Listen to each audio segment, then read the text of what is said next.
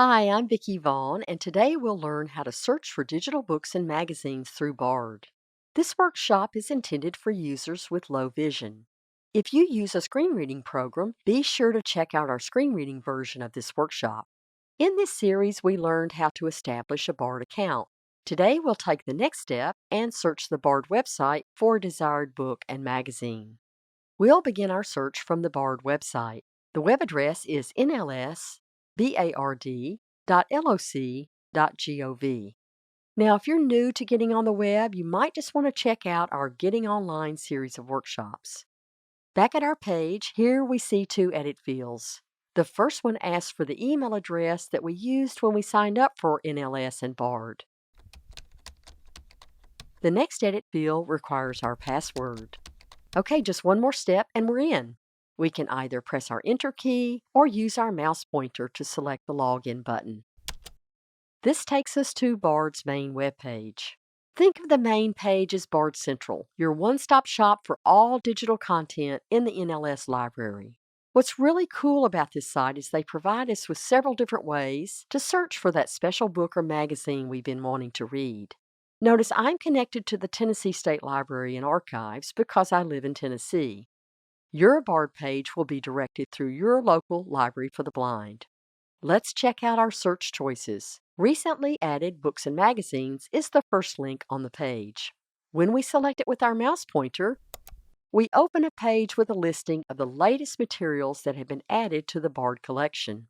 We see the date the book was added, its title, and the reading time.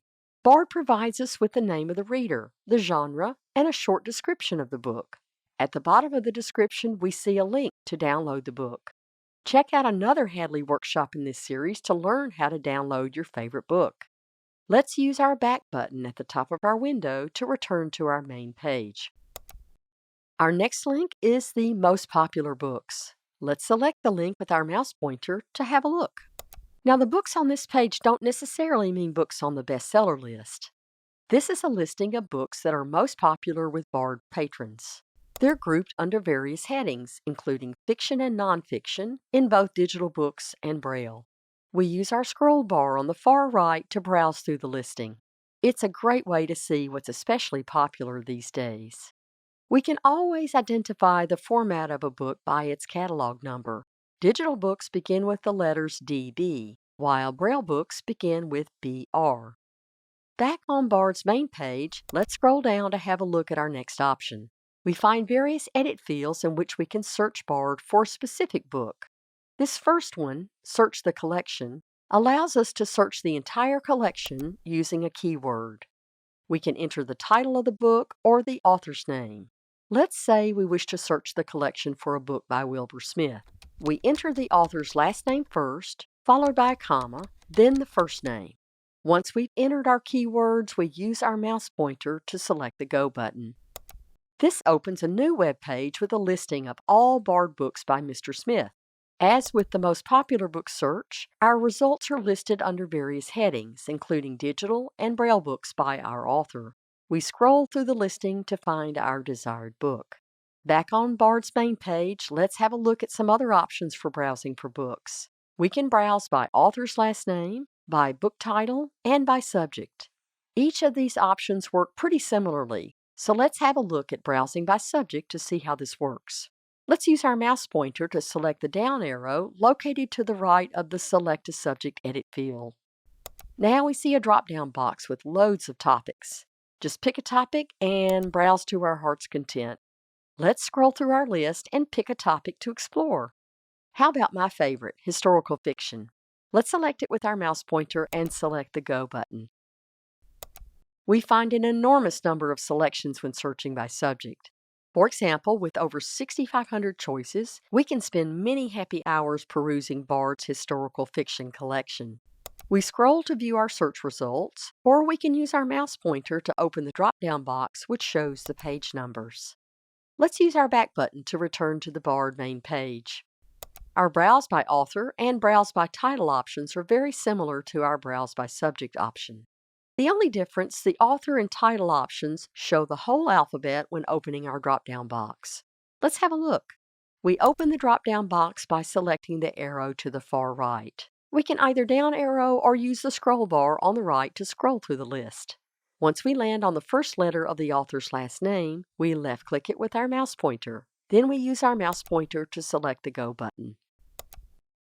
When we know the name of a certain book or author we wish to read, it's more efficient to use the keyword search option we explored a few moments ago. However, if we're just browsing, viewing books alphabetically by author's name or book title are fun ways to see what's available. Back at our main page, let's have a look at one last search option under the Find Books heading. Below the Browse by Subject, we find a heading entitled Foreign Language Collection. When we use our mouse pointer to select it, we open a new page. Here we find information about NLS books and magazines in languages other than English. Although we won't spend any time here today, I encourage you to check this out if it's of interest to you. Back at BARD's main page, let's have a look at one of my favorite collections in the BARD library. We'll scroll down the page to a heading entitled Find Magazines and Other Materials. As with our book options, below the heading we see a drop-down box. Let's open it with our mouse pointer to see what's available. By scrolling through our choices, we see BARD offers free access to over 120 magazines. Eligible patrons can read the most current magazines on a wide variety of interests. Several of the most popular magazines are offered in both audio and Braille versions. To select a magazine, we click on it with our mouse pointer, and then we select the Go button, just like we did with our book choices. Let's select the audio version of National Geographic.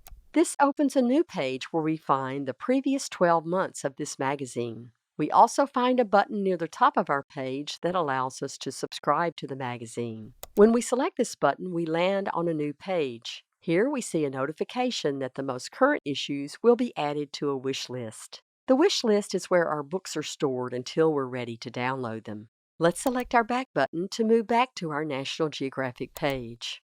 At the bottom of the page, we find a link for older issues of this magazine. National Geographic is just one example of the many choices of digital magazines contained within the BARD collection. As an eligible BARD patron, our access to all of these books and magazines is free. That's pretty amazing, isn't it? After locating our desired book or magazine, the next step is learning how to download these digital materials to our computer. Make sure to check out another Hadley workshop in this series where we learn to download a BARD book. Today we learned how to search for books and magazines in the BARD collection. I'm Vicki Vaughn and I thank you for joining me.